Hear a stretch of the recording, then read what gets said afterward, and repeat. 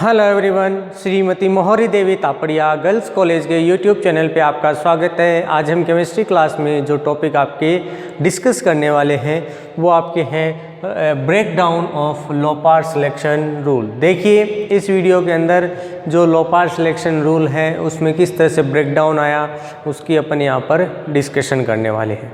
देखिए अपन ने जो स्पिन सिलेक्शन रूल पढ़ा था उसमें भी अपन ने ब्रेक डाउन देखा था, तो उसी के अनुसार ही यहाँ पर भी आपको जो है ब्रेक डाउन देखने को मिलेगा। अब देखिए यहाँ पर बताया क्या गया है कि जनरली जो आपके बात करें जो आपके ऑक्टाहेड्रल कॉम्प्लेक्स है, अष्टफलकीय जो यौगिक है उनमें डी ट्रांजिशन आपका फॉरबिडन टाइप का होता है, मतलब वर्जित टाइप का इसमें डी ट्रांजिशन है वो देखने को मिलता है।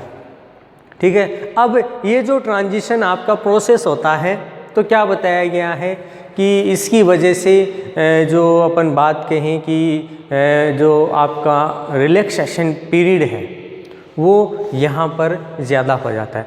अब ये जो रिलैक्सेशन पीरियड आपका बनता है इसके लिए कुछ पॉइंट्स हैं वो जिम्मेदार होते हैं। तो यहाँ पर अपन ने जैसे डी ट्रांजिशन के लिए देखा था लोपार्ड सिलेक्शन रूल के अंदर भी अपन यहाँ पर यही चीज़ मेंशन करने वाले हैं। अब यहाँ पर देखिए सबसे पहले बात करते हैं कि अष्टफल के संकुल हैं जनरली वो किस तरह से आपके कि इनमें असममित कंपन पाया जाता है। और ऑक्टाहेड्रल कॉम्प्लेक्स के लिए अपन पहले से जानते हैं कि इसमें क्या पाई जाती है, प्लेन ऑफ सिमिट्री पाई जाती है कि जो आपका सिमिट्री सेंट्रल भी पाया जाता है, मतलब अपन इसको दो भागों में विभाजित कर दें तो इसमें एक सेंटर पॉइंट आता है। तो क्या बताया गया है कि आपका असममित कंपनों के कारण, अब असममित कंपन है वो किसके द्वारा उत्पन्न किए जाएंगे, इनके जो ऑर्बिटल्स हैं, जैसे इसमें डी ऑर्बिटल्स हो सकते हैं या इससे रिलेटेड आपके लिगेंड और मेटल के बीच। तो असममित कंपन की वजह से इसका जो सिमिट्री ऑफ सेंटर है वो क्या हो जाता है, विचलित हो जाता है, और जिससे ये क्या है आपके जो यहाँ पर ट्रांजिशन होता है ये लोपार्ड वर्जित आपका संक्रमण हो जाता है, लोपार्ड फॉरबिडन ट्रांजिशन हो जाता है। जैसे ही आपका लोपार्ड ये सिलेक्शन इस तरह से होता है तो यहाँ पर जो आपका अलाउड ट्रांजिशन है वो क्या हो जाता है, यहाँ पर संपन्न हो जाता है। अब देखिए किस तरह से होगा कि यहाँ पर अपन एक एग्जांपल समझते हैं। जैसे मैं यहाँ पर एग्जांपल लिखता हूँ CONH3 का होल 6+3। इसी की तरह अपन दूसरा एग्जांपल लिखते हैं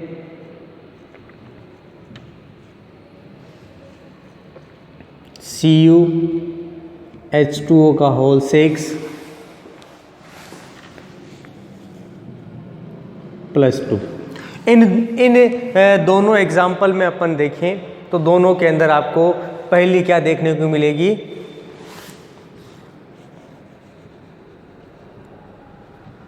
सेंटर ऑफ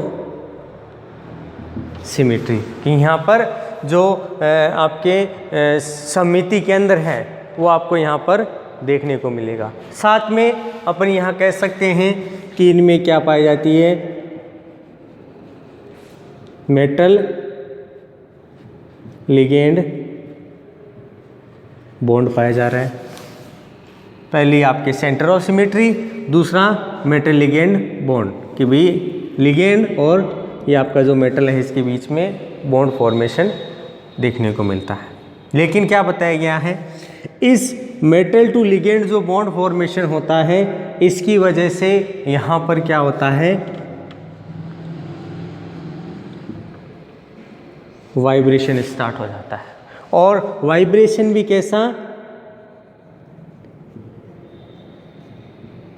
अनसिमेट्रिकल वाला।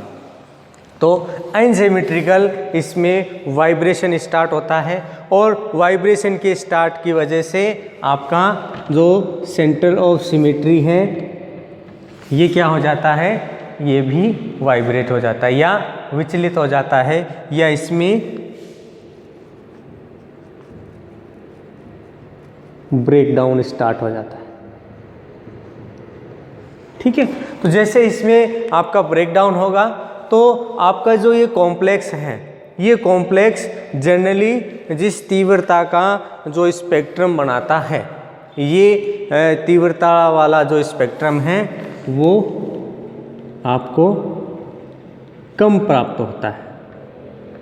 यहाँ आप ये से भी कह सकते हैं कि जो तीव्रता है, इंटेंसिटी है, वो आपके यहाँ पर कम हो जाती है कि इसकी वजह से इनका जो स्पेक्ट्रम बनता है, उन स्पेक्ट्रम की जो इंटेंसिटी है जनरली क्या हो जाएगी, कम हो जाएगी। अब दूसरी बात कर, ये तो अपन ने किसके लिए कहा, ऑक्टाहेड्रल कॉम्प्लेक्स के लिए, कि भी ऑक्टाहेड्रल कॉम्प्लेक्स है उसमें ये चीज़ आपको देखने को मिलेगी।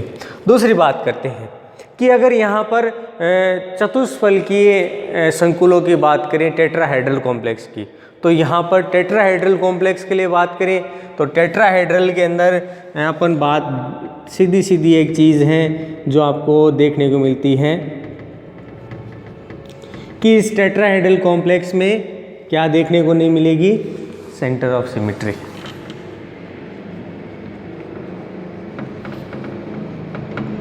यहाँ पर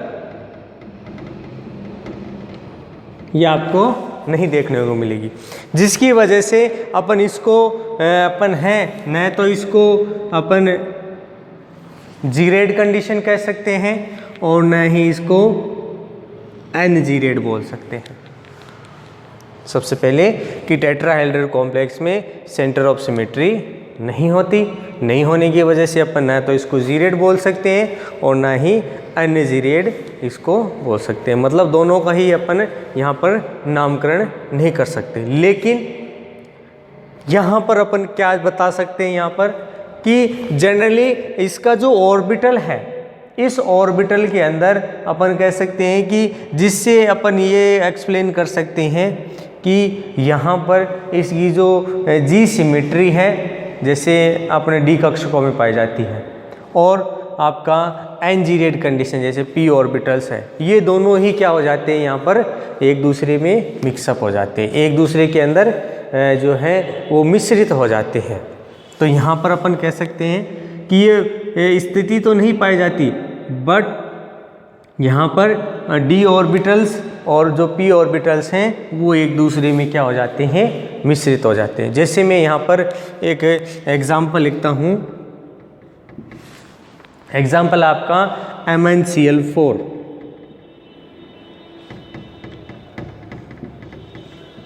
-2। यहाँ पर क्या बताया गया है कि जनरली ये क्या है, ये कलर प्रॉपर्टी क्या करता है, शो करता है। इसी प्रकार अपन एक और कॉम्प्लेक्स की बात करें, वो क्या है, जैसे अपन बात करें कि ये ऑक्टाहेड्रल टाइप की है वो, जैसे यहाँ पर CONH3 का होल 5 Br। तो इस कॉम्प्लेक्स के लिए अपन यहाँ पर बात करें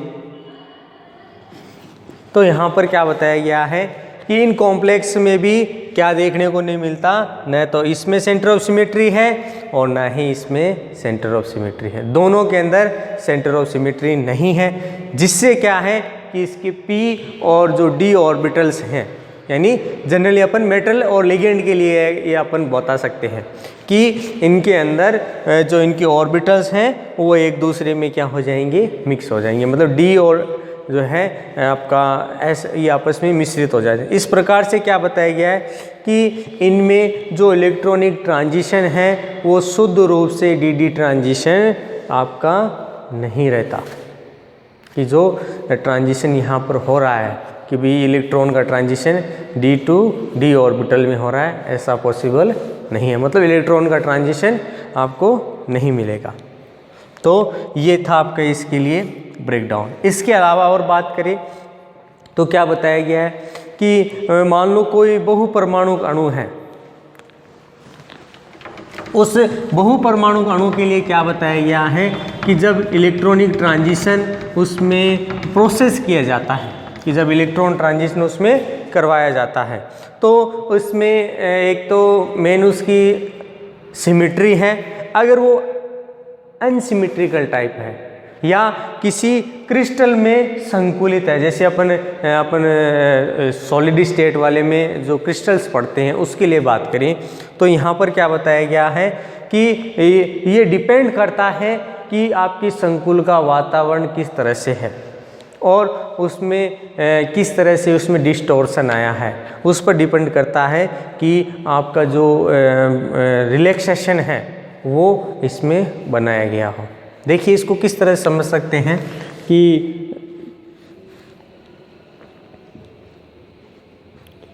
आपका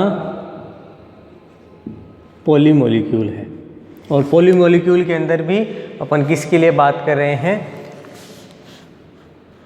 आपका कोई एनसिमेट्रिकल कंपाउंड या अपन यहाँ पर कह सकते हैं कोई क्रिस्टल स्ट्रक्चर, ये आपका पॉलीमोलिक्यूल कोई एटम हो सकता है। तो यहाँ पर जो जुड़े हुए इसमें अपन कहेंगे कि इसमें जो मॉलिक्यूल हैं, ठीक है, इस क्रिस्टल में जितने भी जुड़े हुए मॉलिक्यूल हैं उनका जो इन्वायरमेंट है कि एक दूसरे के साथ मॉलिक्यूल किस तरह से व्यवस्थित है, तो उसके चारों ओर जो स्थिति होगी उसको अपन उसका इन्वायरमेंट बोल देंगे। तो उस इन्वायरमेंट के अंदर क्या आ जाएगा, डिस्टॉर्शन आएगा, उस इन्वायरमेंट के अंदर विकृति आएगी और विकृति के फलस्वरूप इस मॉलिक्यूल के अंदर जो फॉर्मेशन हो रहा है या अपन कह सकते हैं आपका ट्रांजिशन हो रहा है, ठीक है, कि इसके अंदर जो ट्रांजिशन प्रोसेस हो रहा था अब उसमें क्या आ जाता है, रिलैक्सेशन आ जाता है, शीतलन आ जाता है और इस शीतलन की वजह से इसके अंदर जो आपका इलेक्ट्रॉन ट्रांजिशन आपका जनरली होना चाहिए था वो उतनी मात्रा में नहीं हो पाता। ये एक चीज़ आपके मेनली इसमें सेकंड टाइप के अंदर, इस थर्ड टाइप के अंदर इसमें एक्सप्लेन की गई। इसके अलावा अपन यहाँ पर बात करें तो अपन कहें कि इस जो आपका रिलैक्सेशन हुआ है कि इसलिए में जो रिलैक्सेशन आपका यहाँ पर उत्पन्न हुआ है उसका मेन कारण जो लिगेंड और आपके मेटल हैं इनके मध्य या इनके जो ऑर्बिटल्स होंगे उन ऑर्बिटल्स के मध्य क्या देखने को मिलता है, अतिव्यापन होता है, ओवरलैपिंग होती है। उस ओवरलैपिंग के कारण आपको क्या देखने को मिलेगा कि यहाँ पर रिलैक्सेशन आ जाता है कि दोनों ऑर्बिटल एक दूसरे के साथ हैं ओवरलैप करेंगे और ओवरलैप करके आपका बॉन्ड फॉर्मेशन करेंगे, तो उसकी वजह से क्या आ जाता है, रिलैक्सेशन आ जाता है। लेकिन अपन यहाँ पर इसको अगर क्रिस्टल फील्ड सिद्धांत के अनुसार समझे तो यहाँ पर क्या बताया गया है कि जनरली जो इलेक्ट्रॉन का आपका ट्रांजिशन है, ठीक है, वो धातु आयन के डी कक्षकों में इलेक्ट्रॉन के डिस्ट्रीब्यूशन से होता है। भाई अपन ने क्रिस्टल फील्ड जो स्प्लिटिंग पढ़ी थी उसमें यही तो था कि कोई ऑर्बिटल है वो स्प्लिट होता है। जनरली अपन ने डी ऑर्बिटल्स के लिए बात की थी, तो डी ऑर्बिटल्स क्या हैं, वो इसमें स्प्लिट होता है और जनरली ये कैसे होते हैं, शुद्ध टाइप के या प्योर डी ऑर्बिटल थे, तो उसमें स्प्लिट होता है। तो क्या बताया गया है कि इस सिद्धांत अनुसार धातु और लिगेंड के मध्य किसी तरह का क्या नहीं पाया जाता, ओवरलैपिंग नहीं पाया जाता। जबकि अभी अपीयर ने एक चीज़ लिखी है कि जो आपका रिलैक्सेशन किसी भी कॉम्प्लेक्स के अंदर आता है उसमें उसका मेन रीज़न यहाँ पर मेटल और लिगेंड उसके मध्य जो ओवरलैपिंग होगी उस ओवरलैपिंग के प्रोसेस के अनुसार ही आपको क्या देखने को मिलता है, आपका रिलैक्सेशन मिलता है। लेकिन क्रिस्टल फील्ड स्प्लिटिंग के अंदर आपने देखा कि प्योर ऑर्बिटल काम में आते हैं, जैसे डी ऑर्बिटल हैं, तो यहाँ पर जो प्योर डी ऑर्बिटल अगर भाग ले रहे हैं तो यहाँ पर किसी तरह की ओवरलैपिंग आपको देखने को नहीं मिलेगी।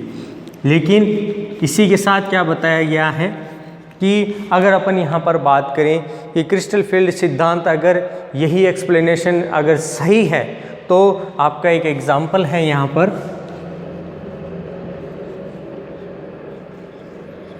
TiH2O का होल 6+3। ये जो कॉम्प्लेक्स है, इस कॉम्प्लेक्स के लिए क्या कहा गया कि जनरली इस संकुल का या कॉम्प्लेक्स का जो आपके क्या प्राप्त होता है, स्पेक्ट्रा होता है। तो यहाँ पर इस स्पेक्ट्रा की जो वैल्यू है वो क्या होनी चाहिए थी, 0 होनी चाहिए थी। किसके अनुसार? अगर अपन यहाँ पर क्या बात करते हैं कि स्प्लिटिंग हुई है और स्प्लिटिंग में आपके प्योर डी ऑर्बिटल काम में आ रहे हैं, लेकिन ऐसा क्रिस्टल फील्ड है उसके द्वारा ऐसा पॉसिबल यहाँ पर नहीं होता। यहाँ पर क्या बताया गया है कि संकुल द्वारा स्पेक्ट्रम बनाया जाता है और उस स्पेक्ट्रम की जो तीव्रता है वो कभी भी 0 नहीं होती, 0 कभी नहीं होती। मतलब यहाँ पर कुछ ना कुछ उसके द्वारा क्या किया जाएगा, उसके द्वारा तीव्रता है उसके द्वारा बनाई जाएगी। तो यहाँ पर अपन ये चीज़ एकदम से क्लियर स्पष्ट कर सकते हैं कि जनरली आपका जो लिगेंड और मेटल है, और ख़ासकर संकुल यौगिकों के लिए बात करें तो वहाँ पर कक्षकों में उनमें कुछ ना कुछ आपको अतिव्यापन है वो देखने को मिलेगा, और उसकी वजह से ही क्या बताया गया है कि आपका अपन ने कहा था कि जीरेड टू जीरेड जो ट्रांजिशन है वो कैसा है आपका, अपन ने फॉरबिडन कहा था, तो वो इसमें इस तरह से पॉसिबल होता है।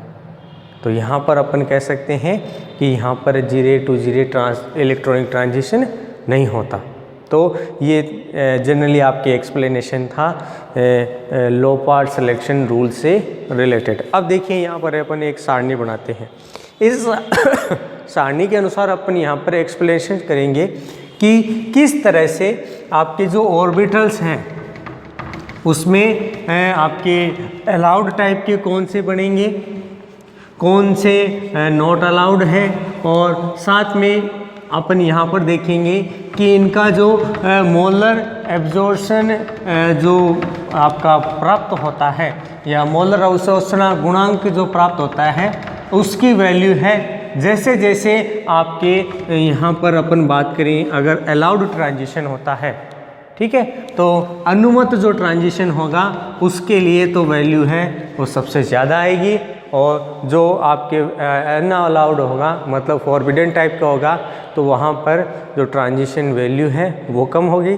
साथ में बात करें उसका जो मोलर अवशोषणांक गुणांक है, मोलर एब्जॉर्प्शन कोफिशिएंट है, उसकी वैल्यू कम आएगी। और फिर उसमें थोड़े बहुत अपन एक दो एग्जांपल देखेंगे। तो सबसे पहले बात करते हैं यहाँ पर कि आपका जो अपन लो पार्ट रूल है उसमें अलाउड और नॉट अलाउड के लिए बात करते हैं।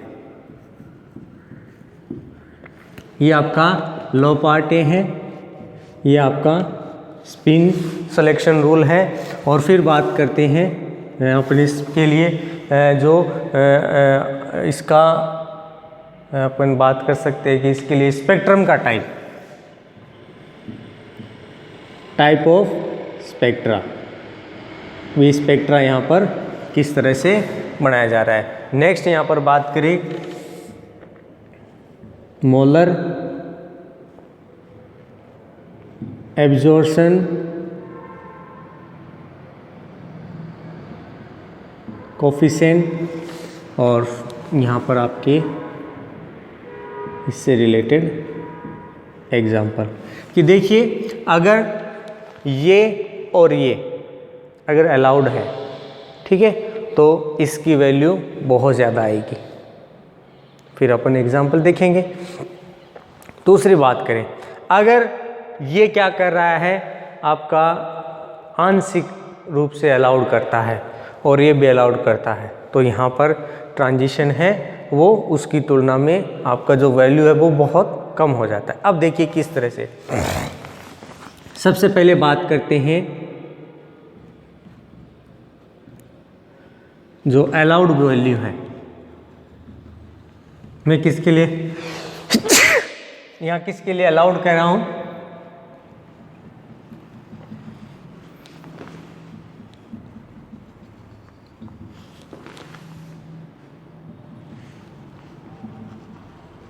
तो सबसे पहले मैं यहाँ कह रहा हूँ कि भाई आपका जो ट्रांजिशन है वो कैसा है, इसमें अलाउड टाइप का है।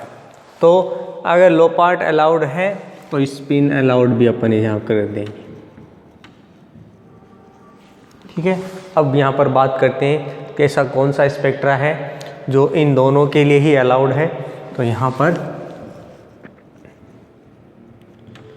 चार्ज ट्रांसफ़र स्पेक्ट्रा, और ये चीज़ अपन ने पहले भी देखी है कि यहाँ पर जो चार्ज ट्रांसफ़र स्पेक्ट्रा है वो दोनों के लिए ही लो पार्ट ए और स्पिन सिलेक्शन दोनों के लिए ही क्या है, यहाँ पर इलेक्ट्रॉन का ट्रांजिशन इसके द्वारा आसानी से हो जाता है। और जब मैंने आपको डी ट्रांजिशन और आपका चार्ज ट्रांसफ़र स्पेक्ट्रा जब आपको दोनों करवाए थे, तब मैंने कहा था कि जनरली जो चार्ज ट्रांसफ़र स्पेक्ट्रा है उसका मोलर एब्जॉर्प्शन कोफिशिएंट, मोलर अवशोषण गुणांक का वैल्यू है वो बहुत ज़्यादा प्राप्त होता है। तो अब यहाँ पर अपन दोनों के लिए बात करें कि भाई यहाँ पर लो पार्ट अलाउड भी होना चाहिए। तो ये क्या है, लगभग 10,000 मोलर अवशोषणांक है वो इसके लिए प्राप्त होता है। अब बात करते हैं इसका एग्जाम्पल, ऐसा कौन सा एग्जाम्पल है। तो यहाँ पर TiCl6-3 ये जो है इसके लिए आपकी जो वैल्यू है वो इस तरह से प्राप्त होती है। अब यहाँ पर जो ट्रांजिशन है वो इसमें दोनों में ही क्या मिलेगा, अलाउड ट्रांजिशन मिलेगा और कोफिशिएंट की वैल्यू मोलर एब्जॉर्प्शन कोफिशिएंट है वैल्यू मैक्सिमाइज होगी। अब बात करते हैं इसमें जिसको अपन हाफ अलाउड बोल सकते हैं या आंशिक अलाउड बोल सकते हैं। ठीक है, हाफ अलाउड बोल सकते हैं कि इसमें आंशिक है जो इसमें आपका ट्रांजिशन होता है। तो जनरली यहाँ पर जो है वो आपको जो मिक्सअप है वो देखने को मिलेगा, और मिक्सअप भी किसका, p और d ऑर्बिटल का, कभी भी d से p नहीं। यहाँ पर किसका मिलेगा आपको, मिक्सअप किसका मिलेगा, p to d जो ऑर्बिटल है उसका मिक्सअप आपको यहाँ पर देखने को मिलेगा। तो लो पार्ट सिलेक्शन के लिए तो अभी अपन ने यही चीज़ तो देखी अभी कि जनरली आपका यहाँ पर क्या है कि इनके अंदर इलेक्ट्रॉन ट्रांजिट तो होता है लेकिन उतनी मात्रा का अंदर नहीं हो पाता। यहाँ इनके ऑर्बिटल एक दूसरे के साथ सिर्फ और सिर्फ क्या करेंगे, एक दूसरे के साथ आंशिक या कहते हैं बहुत कम मात्रा के अंदर एक दूसरे में ओवरलैप होते हैं। तो यहाँ पर अपन बात करें तो यहाँ पर कोफिशिएंट वैल्यू भी कम आ जाएगी। तो स्पिन वैल्यू की बात करें तो यहाँ पर जो है ये भी क्या है, इसके लिए अलाउड टाइप का होगा। अब बात करते हैं कि चार्ज ट्रांसफर स्पेक्ट्रा में ऐसा पॉसिबल है, तो इसमें ऐसा बिल्कुल भी पॉसिबल नहीं है।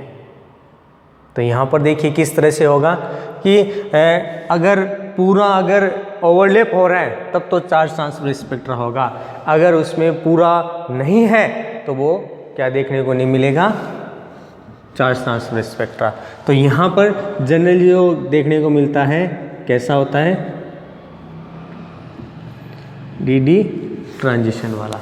तो यहाँ पर ये देखें, अब क्या बताया गया है, इसकी मोलर एब्जॉर्प्शन कोफिशिएंट की जो वैल्यू है वो बहुत कम आती है, लगभग 500 के लगभग। ये वैल्यू है वो बहुत कम मात्रा की आती हैं। जैसे अपने एग्जाम्पल की बात करें यहाँ पर COCl का होल 4-2। अभी देखिए अपन ने इसी से रिलेटेड बात की थी कि यहाँ पर जो टेट्राहेड्रल है उसके अंदर सिमेट्री ऑफ सेंटर आपका नहीं देखने को मिलता। तो ये तो इसमें अलाउड बहुत कम होता है कि भी आपका लो पार्ट है वो इसके लिए क्या हो जाए, अलाउड है, क्योंकि सिमेट्री ऑफ सेंटर आपका यहाँ पर देखने को मिलेगा ही नहीं। अब दूसरी बात करते हैं कि आपका लो पार्ट है वो क्या है, फॉरबिडन टाइप का है। कैसा है? वर्जित वाला है। तो यहाँ पर ये क्या हो जाएगा? आपका अलाउ टाइप हो गया। अब अलाउ टाइप का कि भी ये फॉरबिडन है, तो लोपार्ड फॉरबिडन है, तो मतलब यहाँ पर आपका चार्ज ट्रांसफर स्पेक्ट्रा नहीं मिलेगा और वैल्यू भी इसमें कम देखने को मिलते हैं। तो यहाँ पर अब ये जो वैल्यू है वो किसकी हो जाएगी कि यहाँ पर कौन सा ट्रांजिशन पॉसिबल है? DD transition. और डीडी ट्रांजिशन भी बहुत कम मात्रा वाला यहाँ पर आपको देखने को मिलेगा। और यहाँ पर जो वैल्यू है वो लगभग 6 से 10 के बीच की वैल्यू प्राप्त होगी। बहुत लो वैल्यू है वो इसका आपको देखने को मिलता है। एग्जाम्पल Ti(S2 का होल 6 - 2). तो ये इसमें 3 है। तो ये इसमें आपको इस तरह से वैल्यू देखने को मिलेंगी। अब इसके अलावा बात करें कि आपका यहाँ पर आंशिक अलाउड बात करें तो यहाँ पर अपन बात करें जैसे P से D मिक्सअप हो रहा है, मतलब बहुत रेयर कंडीशन के अंदर।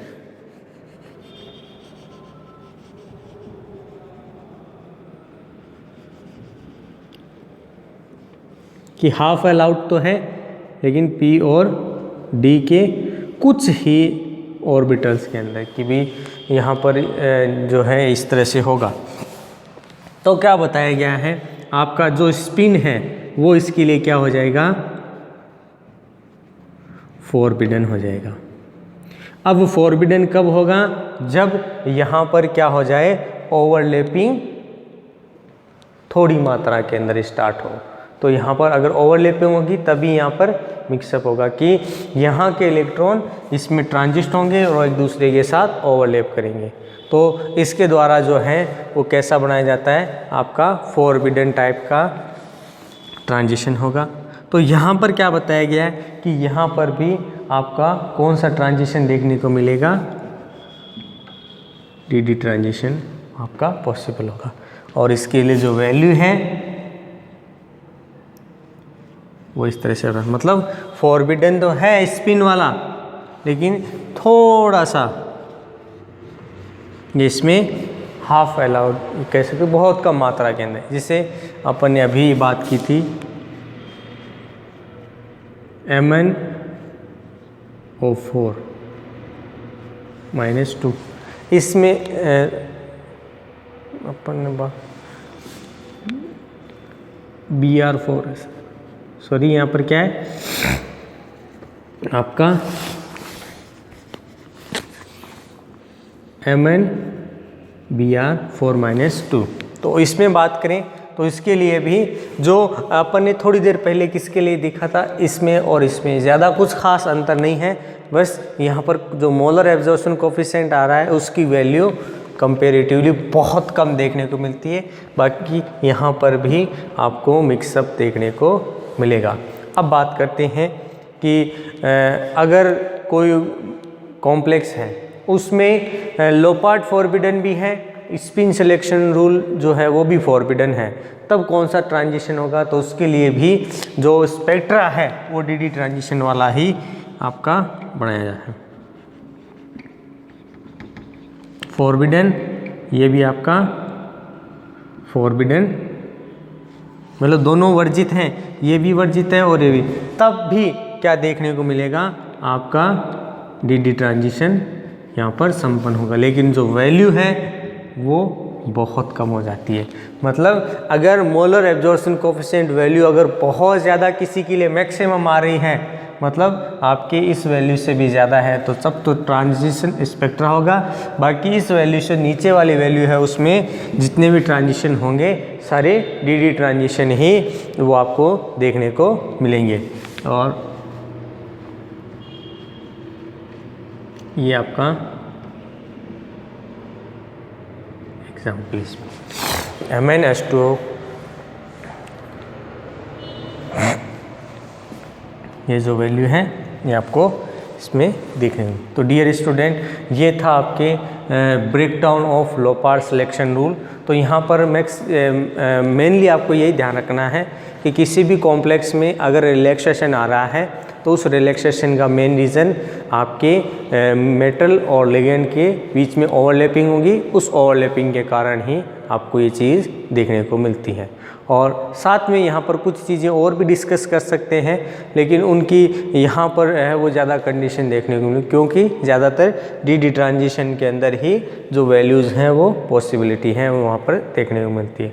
क्रिस्टल फील्ड से रिलेटेड भी अपन ने एग्जांपल देकर बात की कि क्रिस्टल फील्ड है वो औरों के लिए तो कह देता है कि भाई इसमें आपके जो डी ऑर्बिटल हैं वो प्योर्ड हैं, लेकिन एक एग्जांपल आए जैसे ये आपका ये वाला आया, इस एग्जांपल में देखा कि जनरली यहाँ पर जो प्योर आपके डी ऑर्बिटल हैं वो नहीं होते, इसमें कहीं ना कहीं आपके मेटल टू लिगेंड ओवरलैपिंग आपके बहुत कम मात्रा में हो लेकिन देखने को मिलती है, जिससे इसकी जो इंटेंसिटी है वो आपके कम देखने को मिलती है।